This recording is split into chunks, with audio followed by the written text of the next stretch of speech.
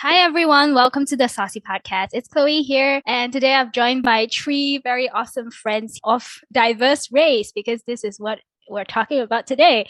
I have Kiss here, whom you may have or may not have heard since our True Beauty episode. I think we posted last year. So here today she's on with a video and you can see her in the flesh.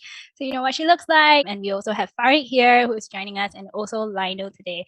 Hello, hi. I'm Christina. You can call me Kiss. Okay, I don't want to make it so formal, but thank you very much, Chloe, for inviting me in. I think it's a very interesting topic, and I'm really happy to be a part of it. First of all, hello everyone. It's my honor to be here.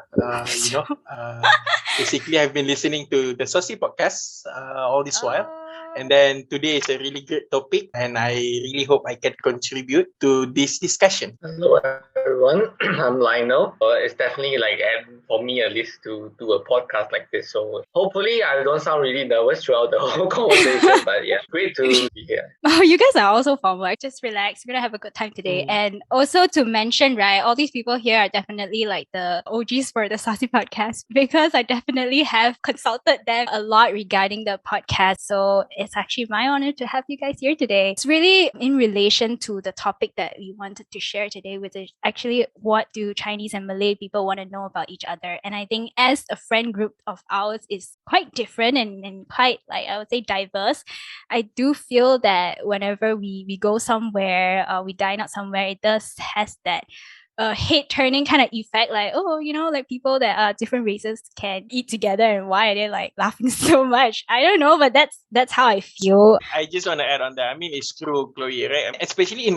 Kuala Lumpur, I think it's not really that common for people just to hang out with the same group and etc. I think it's sort of liberal here, but I came from a different state, right? Like previously, to be honest with you, I don't have any Chinese friends, of course, because I came from a all Malay boarding school. Then growing up, I don't really have that kind of experience. But after, started working in the same company with you guys, getting to know each other, understanding, and then, feel some, different, struggles when working, etc. So we have developed a very close bond. And when we go out, we thought that is pretty normal, right? Like we have a very close bond between each other. But then for others, quite a different thing for them, some of them. So, yeah. A very good point. Our upbringing and how we were surrounded by people, right? I definitely had not have friends of like other races growing up. I went to pure all Chinese girls school up to like middle school, and even in college it was also like a predominantly like Chinese kind of people until I went to uni and I kind of got exposed to like people of different races, and the perception of what you get is from media, right? And also from like your relatives or your friends who may not have probably given the best light and also perception on them. Now going into like working world, it's definitely people of like different races. I think it's always very, very important that we are able to have that kind of like exposure to like different type of people. Yeah, I totally agree. When you say that, sometimes when we lepak together, right, when we hang out with each other, there were, certain friends of mine as well were asking like, are these your colleagues or like, how's the relationship? Because it's not common. I grew up in a very Malay environment in Malay school. I know most of my friends are Malays. And then even in university, I was from UITM, so it's like all Bumi Putras, like all of them are Malays. Yeah, I literally didn't have any Chinese friends before, up until I started working part-time jobs and all that. Then only I started, to get to know people from different backgrounds, like Chinese, Indians, and all that. And that is where I find very interesting when people say like Malay and Chinese cannot be friends because of certain things, right? It's very hard for us to communicate, especially, there are things that we don't eat, but there are certain things that we can do together if we can see eye to eye on. So like me and you, like I felt like we really bonded through music and all that. There are a lot of really good topics that we talked before. Those are the things that made me realize that, just because we're from different races, it doesn't mean that we cannot hang out together. It doesn't mean that we can be good friends. But I think it's because in Malaysia, it's not really common. We do see people, like Indian and Chinese are friends. There are Malay and Indian are friends.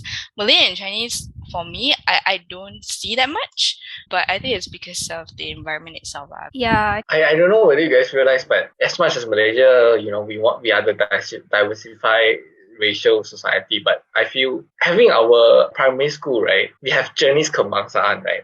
Actually, I feel since young, we are being isolated out in terms of race as a kid. True. You get what I mean? Usually, Yes. like me as a kid, I go to SJKC. You go to SJK, SK, So it's like in that moment when we are kids, since elementary school, we are already like hanging out with a bunch of people that's most of the time same race. And it's very hard for us to see a Malay kid or Indian kid is in a primary SJKC. That actually is a kind of a problem that slowly made us like, hey, how come I don't have any other races? Meanwhile, in Singapore, I realized Singapore people, it's very common for them to be like two very good friends but different races. In Malaysia, it's very rare. I mean, I don't know where I cannot overgeneralize, but at least from my experience, I really don't have any exposure to any other races until secondary school. And usually when you go to secondary school, you already have a cliques of your primary school friends, right? Some of them. Then you still stick with the same clique until, God knows when. So like, I even made a joke, remember, within ourselves, I said, Malaysians like to hang out with the same bunch of people so much that they even go to university and they still hang out with the same bunch. So maybe, at that point in time, historically, Malaysia separating SJKC or whatever, at this point in time in this kind of society, I think maybe that has already contributed to the fact that we always don't have any exposure to any other friends that's other than your same racial. It's kind of weird, right? For me, myself, I'm always Malaysian first. I believe I love this country and then I support, whoever, like let's say, for example, in sports, right? Like Datuk Lee Chong Wei and all. Of course, I regardless if you're a Malaysian and you are bringing, the Malaysian spirit, now, of course, I will support. But it's very weird for all of us, as we have explained, that at the age of 20, then we have really like sort of exposure. I mean, of course, it's not represent the entire stories of, Malaysians. I mean, I do know like some of my friends, they go to like English schools like Methodist and all. It's not really like based on, race, like, as this vernacular or something. Then they have like people, I mean, friends from different races. But I think for most Malaysians, the youngsters, that's a common problem that I don't know. I don't want to blaming anyone, but, you can't expect like, when they grow up, 20 years old, and then they don't really have, people, they don't really understand other people's culture, then it grows up into a more, bigger problem, right? Like racism, and then all sorts of things, just because they don't understand people, even though, they are all Malaysian. Completely agree with that. Like, you just can't expect people to, like, when they grow up and then they can just, suddenly like, oh, okay, when they're not like familiar with like one another, it's hard to just say that they can, right away, like just dive right into it. I even have friends like ask me like why and how are you so close with like people like other of your races, like. And I just find it like very baffling. Like, what do you mean? Like, we were just humans, right? But because they're not exposed, like, it's not their fault, right? It's really not their fault. It's just that we were lucky and we had the opportunity, but some may not have been the case. And I think it's also a bit hard to say that, you would just suddenly go and reach out just for the sake of like understanding each other, because I think as humans we fundamentally gravitate to people that are of our same kind, and I think that is like the comfort level that we have but going back to like getting this kind of like responses, like even from my family and relatives who has seen my social media and seen that how much we have always been together, right? It's like, oh, why are you guys like so close one? Like oh, you guys got so much in common, and all that kind of stuff. I thought you guys cannot like really, eat together or whatever, like, because of like certain like restrictions and all that lah. But I think that it's just very, very interesting. And I think coming to our generation, I think it's even more important, especially right now, racism, which is very, very, very sad with everything that's going on in the world. Like, there's just so much hate, there's like so much killing and all that. Why I want to do this episode is definitely for us to kind of learn more about each other. I did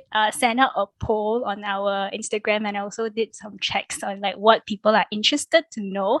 And I think the responses that we got are very, very interesting. I just want to put a disclaimer out there first that all these questions are from random people from our internet and from the forums. So, and it's also just all of our personal opinions. We are not experts and this is just our viewpoint. So don't come after any of us, especially none of my guests. Please don't do that or like DM them in their Instagram and say, we can have a conversation, we can have a discussion, but no cancel culture here.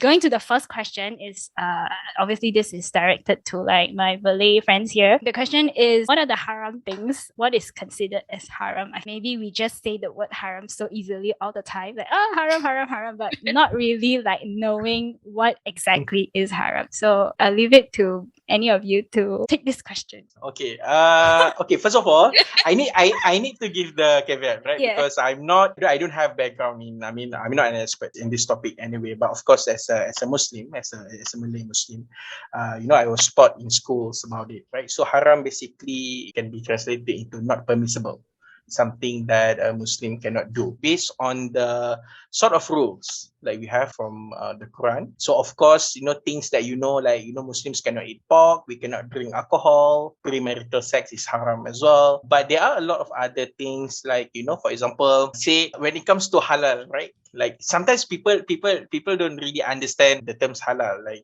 for example, it's just pork. It's just we cannot eat pork. But actually, more towards halal itself is basically on the process of the slaughtering of the animals, right? Just because it's a chicken doesn't mean that it's halal. That's what we believe. So there's sort be like the chicken must be slaughtered, and then there's a sort of rules towards it. That's basically the oversimplified thing about haram and all. Yeah, because of course, if you have follow-up question. Honestly, because if we were to list out all the haram things, it's gonna be a very long list, and the interpretation of each of the haram things can be different from different Muslims as well. So yeah, but I think the obvious ones are the food that we eat, and what we can't do before marriage. There are certain things that we actually cannot touch people from different genders, like for me, actually even touching it's not permissible. And seeing as well, female Muslims, right? Like they are wearing the hijab and then they are covered certain part of the body. So it's basically part of the what we call as a aurat. So aurat is something that you need to protect people who are not your mahram or related to you. For example, for me, as a male Muslim, my aura is basically from my belly button to knee. That's why I cannot wear shorts. Like in front of Lionel and you, Chloe, right? In front of kids. So I cannot wear shorts. I cannot. Oh my god, I didn't know Guy that. to guy, yes. I came from a boarding school, right? And it's a all Malay boarding school. I came from a normal school before that. So I always wear shorts and everything. Then I said, why I cannot wear shorts in front of guys? Like you're not gonna be attracted to me anyway. Then I learned. It's actually like the aurat, right? So as a Muslim, you need to protect it, not just in front of girls, but also in front of the boys as well. It's all about modesty, but of course, a lot of opinions about it. That I don't want to talk about because it's very controversial. If you please don't ask why certain people wear tudung, some people don't wear because we don't want to go that way, right? But that's not a topic. But anyways, the belly button part, right? So like if you see Fariq's belly button, you can say haram. Now you know, right? But basically the interpretation of how we see haram things also different. So when you ask other people, like when Chinese people speaks to different Muslims, they can have like different answers as well. So I think you might get confused, but there are certain cause of haram things that it's a no. I'm not really an expert on this, but Fariq, you can add on. But there are things that can actually be changed to a certain situation. In Islam, if it's something that you really need to do in that particular situation, it will not be banned. For example, we cannot eat pork, right? And then one day I get lost in the sea, I don't know, in an island or something, and I don't have anything to eat except for there's a pig there. So suddenly the pig is dead, So basically I can't eat that pig. It's not that I cannot eat that pig and leave myself to die. Just to add on what Christina said, it's called a very extreme circumstance. If you don't eat, you die. It's as simple as that. Yeah. Then you got a very like cute pig, just pass, and he said, "Oh, this is a very I mean, I can eat this and I can survive. If I eat, I can survive." So in that situation, of course, we have sort of like deviations in Islam as well. But one thing that I want to add here, right, just to summarize this, like, of course, we have our own beliefs. We have the haram, we have the halal stuff. Same goes to other people, beliefs as well. I think other religions, maybe because of the culture. For me, it's all about being respectful. Just because we have this kind of limitation in terms of what we can eat, how can we socialize, doesn't mean that we cannot, mingle with others. Like, it's all about respecting other people's culture, other people's belief, just like ours, right? Whenever we hang out, you guys are being very good. Always choose a place where we can eat, so that other people will not give like sort of like death stare to us. Why you go to this place? You're a Muslim. You look like a Malay or something like that. So you guys have always been nice to us on that. And then of course at certain times when you go, you want to eat pig or whatever, you want to eat pork or something, then of course we will be excluded for sure. And then we don't have any hard feelings, because you just cannot eat. It's all about being respectful. So the religion and whatever beliefs that we have shouldn't be the obstacle for us to mingle as Malaysians. It should be something that we celebrate. We celebrate all public holidays. We celebrate all Raya. We celebrate Chinese New Year, because we all get holidays, right? So why not? Why not we celebrate that? I mean, so very, very nicely said. It really comes down to interpretation as well. And for example, like sometimes I try to understand, I ask like different people and I get different responses as well. So so I think I'm also trying to like get my head around it. My intention is that, I don't wanna overstep also. I think one good tip is that it's good to ask, that even though if you feel you might, feel a bit like awkward, I think it's better to get the clarity, so that you're both like, kind of know where your boundaries are at, and how you should go about it. I think that is super, super important. I think quite interesting. Chloe said you have to ask. You recall how we hang out, we really ask very directly. And sometimes, asking is actually better instead of trying to, I don't know, will you feel awkward or not? But actually, we have some very, very deep conversation and we cannot speak it right here. But I think that's why we are so close. We really know each other, even in terms of the culture difference. I think asking is a very, very important thing, because for example, there are like a group of friends like Chinese and Malay, and then they just then there's this probably this Chinese, she or he probably doesn't know like this place is not halal, but it says like pork free, okay, but it doesn't say halal, right? So they thought it's okay. But there are certain Muslims who are definitely not okay with that, and but they really don't have the heart to say it, because they also want to hang out. They also don't want to be the obstacle to move to another venue. So that's why I think it's better to ask as well. So that's a very good point. I think this is one of the challenge that we face also whenever we're trying to pick a place, because I don't think like in Google like they always like will mention like it's a halal place. So I think like what we do, we will call and check and see like, I mean, I would really appreciate if there's that heads up, and also like more restaurants that is, halal and like good for like gathering. Aside from like fast food places, I think that would be really good. I will move to the next question. So somebody asked, do Chinese people shower in the morning? Lionel, you want to take this or not? Wait, Lionel just turned off his camera because he doesn't want to take Me from you guys, did you guys hear this before? Personally, never heard about this. I mean, I heard about it before. I mean, I don't know who the racist person that actually told me. All the Chinese, they don't really like shower in the morning. So that's why they don't really like comb their hair. I said, I realized it like after I went to college, right? And I said like, I mean, it's really an individual problem, right? Like if you comb your hair, it doesn't mean that you don't shower in the morning. I mean, we all live in a tropical country. Who on earth doesn't shower in the morning, right? Because of the perspiration, sweat, and everything. I mean, if people in the UK, of course, because it's very cold. And then I actually, has counter check with my other Malay friends as well.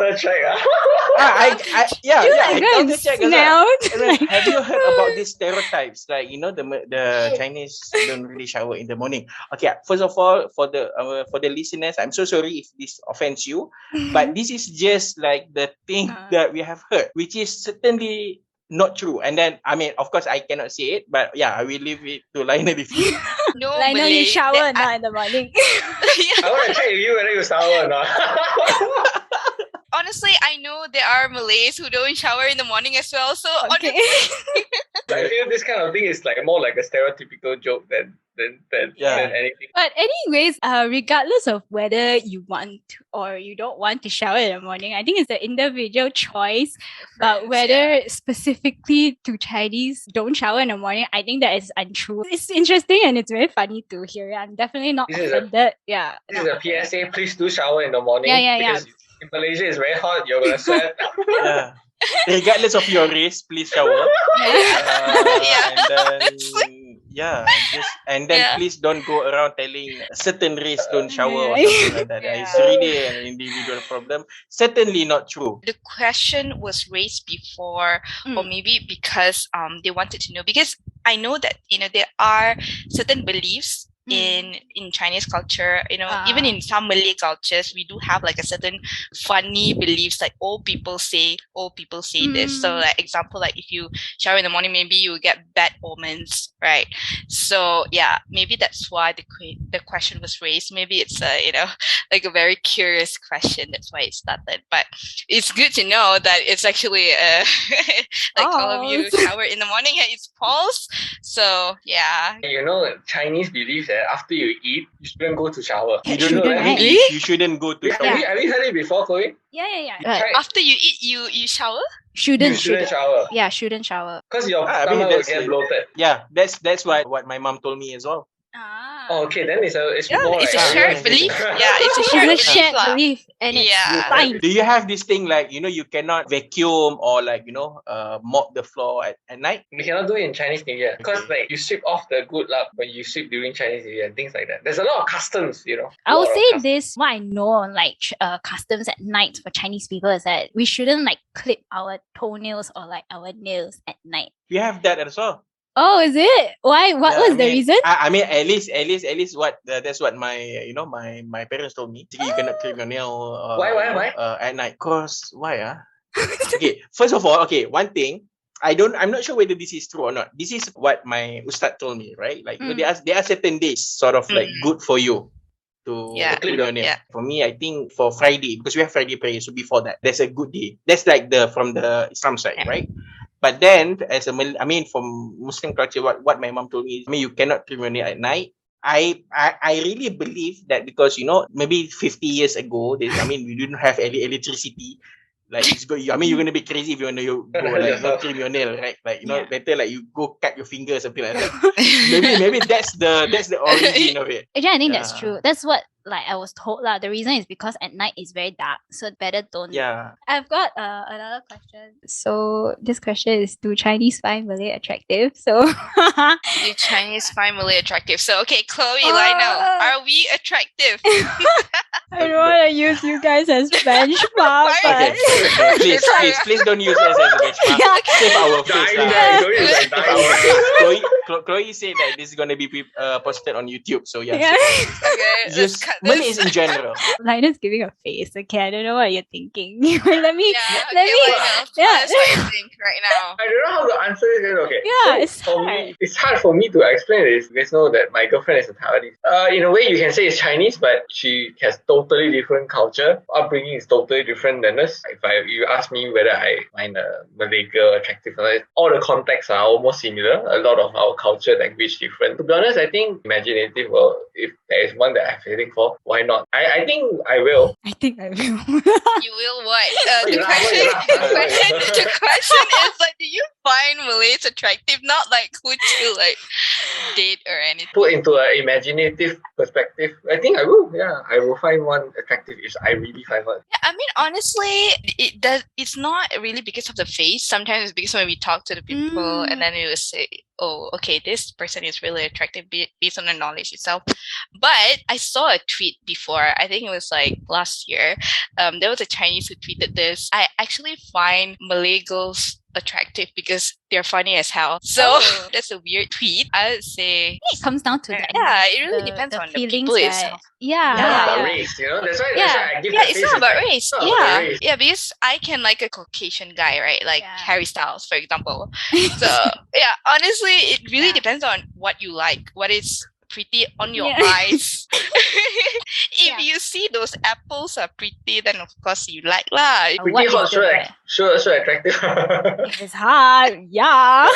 Okay, the answer is yes. Okay, the next one is, why are Chinese people not in China? Maybe the person that asked this is not a Malaysian. When I went to UK, you tell people you're Chinese, they will automatically assume you're from China. Yeah. For Malaysian, we know Chinese as a race, and I don't know whether you find the same agreement with me. I do feel that in our Chinese community, Chinese people in general, we like to emphasize we are Chinese, even though we are just Malaysian. We are all just Malaysian. This question for me, at least, I feel not really that offensive in a way. Probably I give the benefit of the doubt that he's not a Malaysian. He doesn't know. I don't know whether you saw a very famous interview. Someone answered, so where are you from?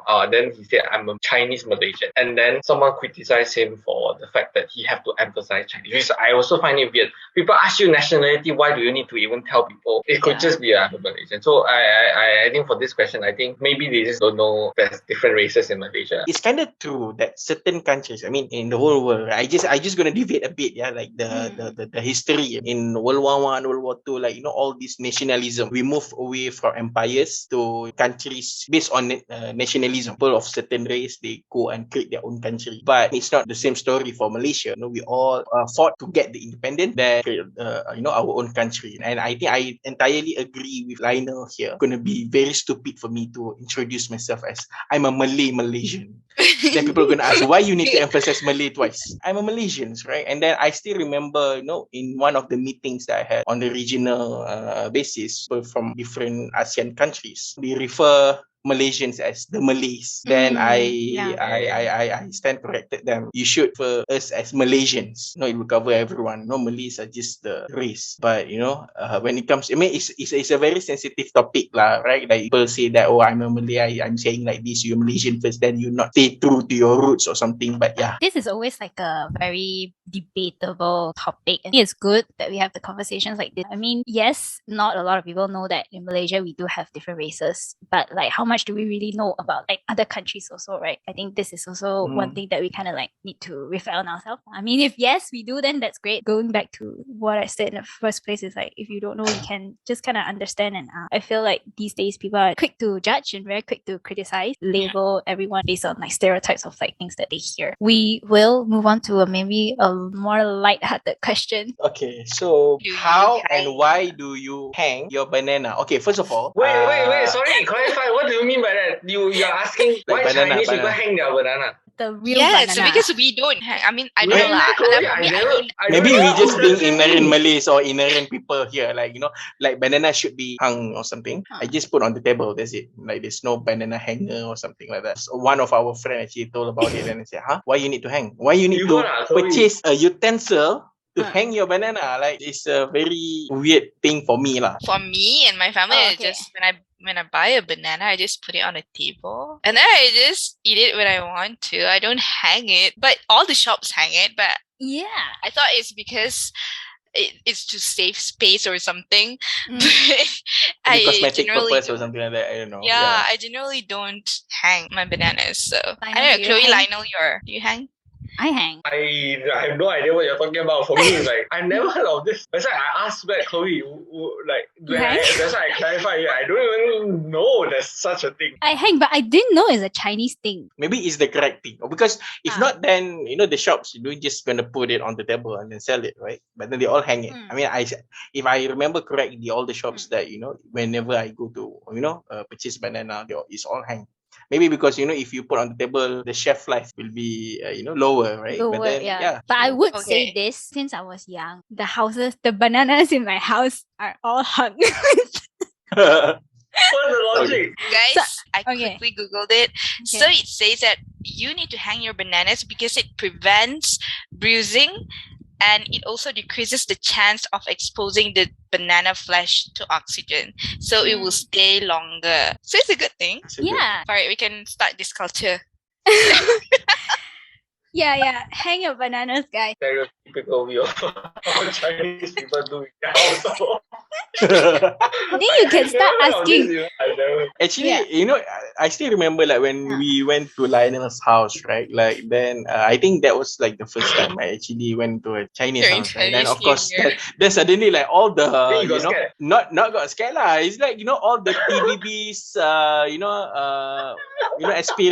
experience watching all the TVBs like that. Say, oh, got the round table, and then got this, like what is marble dining table. It's all there. Say, if you go to a Malay household, then you will see what is it? What is the most common thing in a Malay household? Kiss? Batik, I don't know, like batik, a wooden furniture, like the You know, flowers. The flowers. Like the moms, Flowers. I mean, they like flowers. Like they put- Assalamualaikum. they put Or- there, and then Oh, really? yeah, and then Yeah, usually got the portrait of Muhammad the Prophet, and also the picture of Kaabah, the Mecca, basically the holy site for Muslims. If I go to all my uncles and aunties' house, they all have that Yeah, kind of a thing. that's like the traditional like Malay houses are what we had before. You I know- think you came to my house that time. Yeah. We saw the most stereotypical Chinese house you can ever see. The wooden chair, the Yeah. round Yeah. table, the spinning top. Yeah.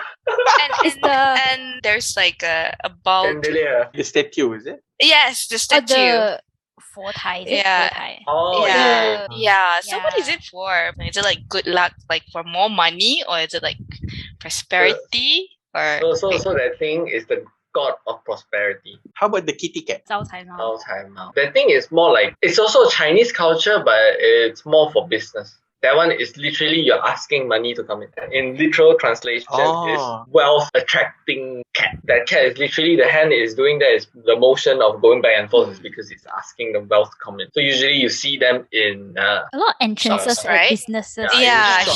shops Yeah. and all that. Yeah. Yeah, I see that a lot. I mean, not just in like a Chinese culture. I think I saw it a lot in the Japanese culture as well. I think they Yeah. use it. But you guys have some for love? Is it just like prosperity, wealth, and all that? Do you guys have something like gods of love? Or, because like in Greece culture, they do have it. Chinese like money the most. Oh, my house is It's just a no- money. Okay, I might be wrong. Yeah. I mean, I don't know. I know how. I don't know about that. I actually don't think for Chinese culture we don't really have like a god that is like that. But usually you can, like in Ask Chinese for it. culture, you can ask for it. Yeah. Do you guys have that? Like for love? Like Oh no. uh, Ours is like only one. Yeah. You only look up to one. Yeah. for Chinese, I think there's so many that I don't even know. I mean, most of it is just it's a Yeah. lot. Like You want to know something very interesting is Buddhists usually pray a god in Malaysia. They call Datuk Kong. I In heard about Chinese it. context, right? The Datuk is literally Datuk in Malay Datuk. We believe that he was the one that looked after this piece of land. Oh, so it's a Malay. It's a Malay.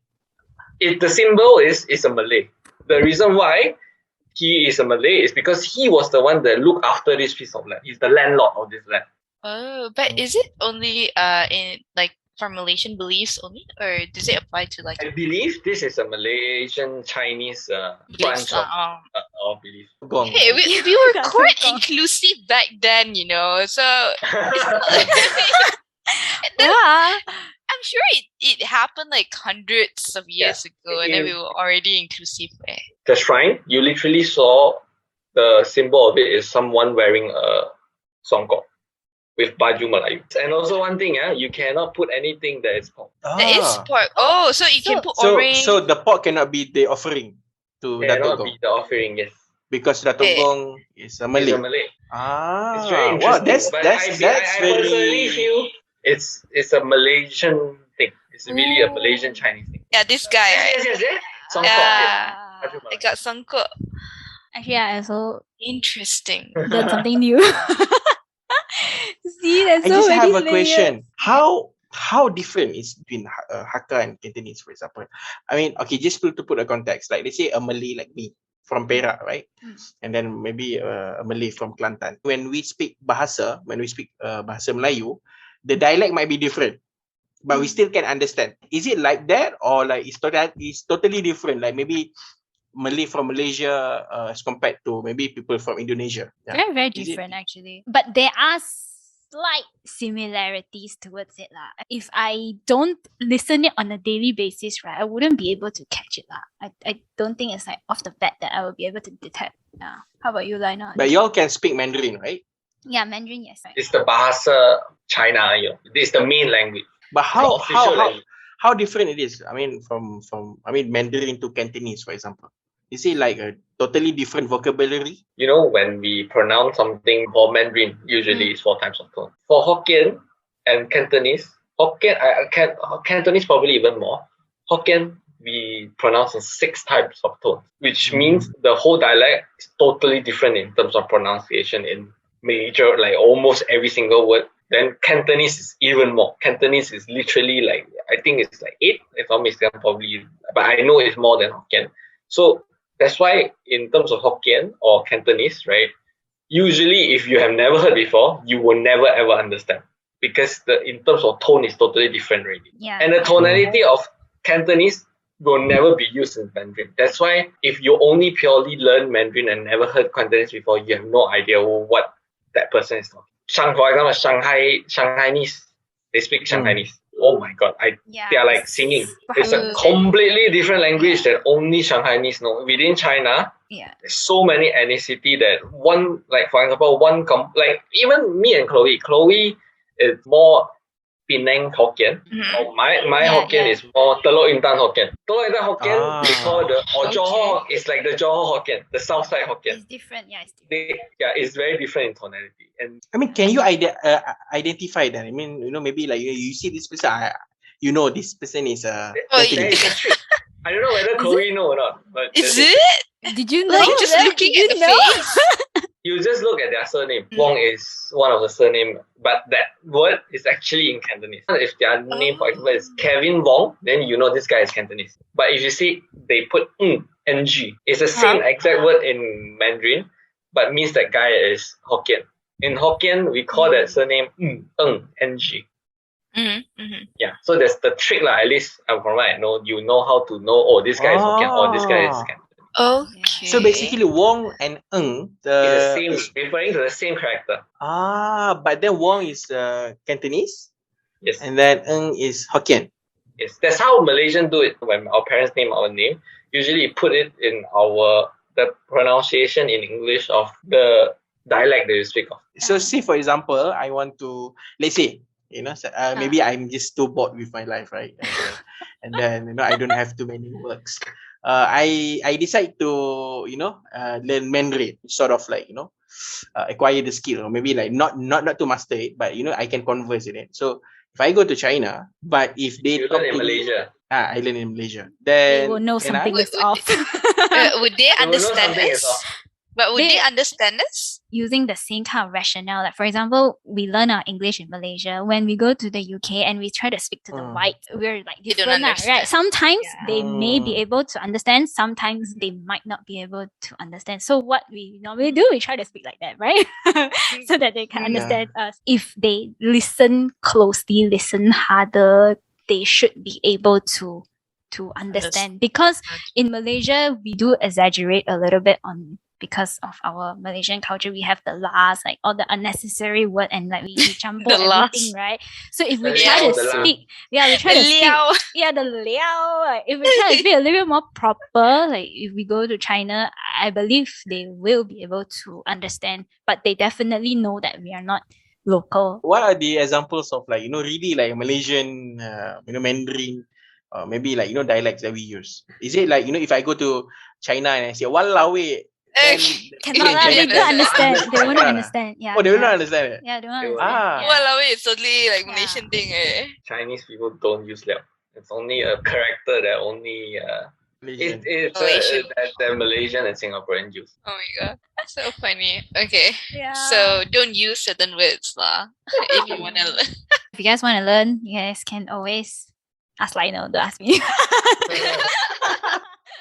on to the next question. Okay, marriage tradition Oh in my Malay culture. Oh my god, I think we Ugh. we personally talked about this a lot of times already. Yes. Let's break it down. I think Fariq, over to you lah. And Kiss. Okay, we start with Fariq Yes. first. I think you can. Okay, how about this? The marriage tradition, we do it like, we just compare. And then we say whether, in your culture, you may have it or not. Usually, there'll be two sides of the wedding. So, like the groom and the bride. Do you guys have that as well? Current trend, usually they'll merge it because Expensive. Of course. Not But usually- mandatory unless the bride and groom are not from same tree. it's not mandatory. Yeah, like what Chloe says. Malays are all Muslims, right? In order for us to get married, it's very easy. Actually, you follow whatever, the rules, right? I don't know, Kiss, how many rukun that we have? 5, right? Like, Yeah, the Yeah, you need wali and all that. Yeah. you have the wali. So it's very simple. Other than Yeah. that, it's all customs. Yes. Ah, Actually, so- in Islam, it's very easy for you to get married. But Malay customs have so many things. It differs from the state as well. Like, I don't know which state, but someone told me that, whenever you go to the bride's house, the uncles and aunties will actually stop you. But they will have sort of checkpoints where Okay. they will request money from you. Toll, right? Yeah, Like, yeah. It's yeah, like a toll before you thing. get married, there's a toll Yeah. where you have your aunts and uncles, and then you have to give money to the toll first, and Ah. only you walk in and then get married. It's not frequent nowadays, but I heard about it. It was a practice back then. And then for most of the Malay weddings, I would say that it's a quantity over quality kind of thing, because we tend to invite as many people as possible. So it used to be that a wedding ceremony in a Malay kampung, like the whole kampung will be there. It's just like that. It's not like sort of like intimate kind of occasion like those in Western countries, right? It's a celebration for everyone. So how it works back then, what I heard, like, let's say like Lionel is a Malay, right? Then maybe Lionel want to get married. The neighbors will contribute. Some may give like sugar, or maybe like the rice. So it's a very big event where everyone will participate. But nowadays, of course, we all go like purchase the Tourist. package, the Yeah. catering. You just go there and then just eat lah.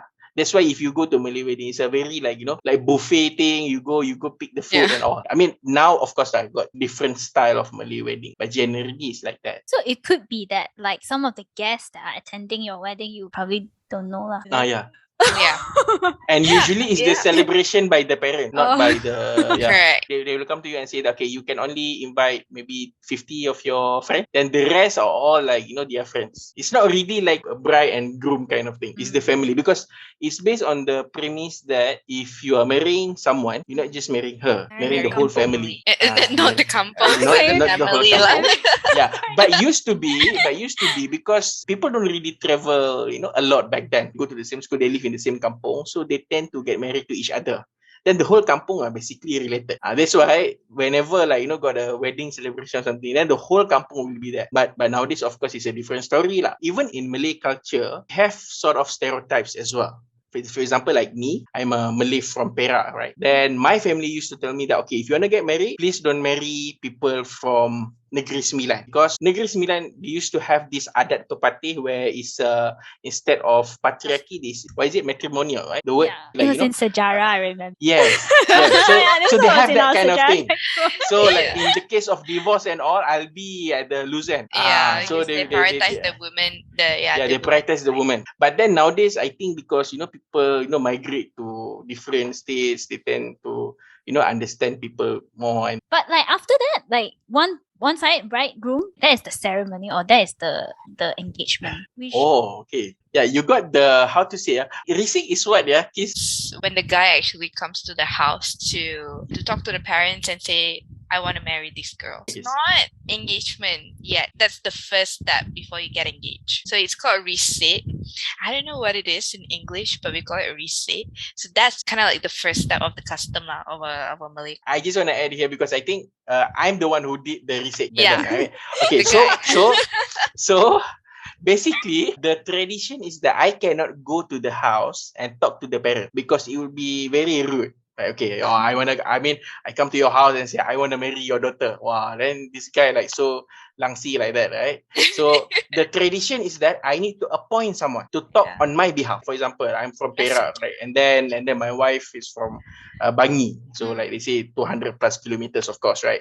One way. Then usually, like, people will send someone to receipt to tell the intention that you want to marry the daughter. Is it like a best right? man kind of job? It's not best man. It's No, basically it can be usually a family member, the older family member lah. Someone that you respect. Usually your dad or your mom, your uncle. Usually nowadays, during my wedding, actually we do the receipt and the tunang, the engagement together. My uncle actually go and talk to the family of my wife. They will ask the first question: is she taken or not? You cannot just go engage. Even though I know, like, but it's just the tradition that we need to go and ask. But I cannot ask. Yeah, Someone need to ask. But it used to be very complex back then as well. That what I heard, they will not give straight answer. Right, sirih and pinang. They will put in front. If you want to say yes, you eat the sirih. If you don't eat, means your receipt has been rejected. Because in Malay culture, it's very, how to say, you don't reject people directly.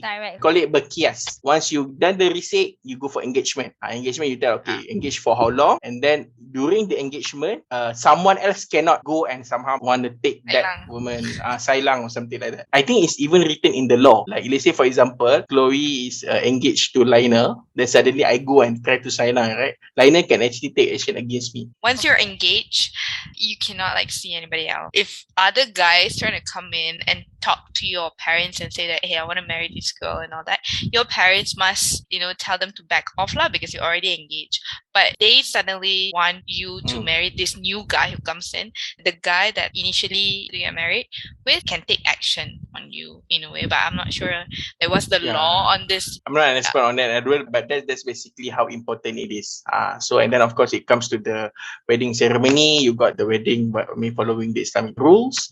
And then you got the wedding lah. Going on to like something in relation, right? So let's say if you marry somebody of your different race, then how? The person has to convert, right? In Malaysia, as far as I know, of course you can marry people from different race, but then yes, you are correct. A Muslim cannot marry someone who is not Muslim in Malaysia. Yeah. I mean, I heard in other countries, this interracial marriage is allowed. I'm not sure whether it's true or not, but that's what I heard. But in Malaysia, yes, you cannot. The person need to convert into Muslim lah. I think like interracial relationships has always been like super challenging lah. Yeah, I do have like some friends that I know. Yes, it all comes back to that. Like, I mean, I've seen like some of my friends as well. The relationship went on pretty well, but then when you want to take a step further, that's basically like the biggest obstacle. To be honest, I mean, I also like don't know how to explain further on it, but that's how to say, a very big obstacle lah. Like when it comes to the relationship. Some may actually, they don't like get married, they just stay together until forever. Like, I mean that they have like their own definition of relationship. They don't need to get married. Some may do that. I think depends on like preference lah. Say some do end up being together for the longest time, but some eventually just cannot take the next step lah. Yeah, unfortunately. I think that comes to probably the end of our episode. A lot of insights that I think I get out today, and I'm quite mind blown. Maybe I learned a lot of new things. We really want to have this discussion and chit chat with everybody to understand about different races and one another. I mean, eventually,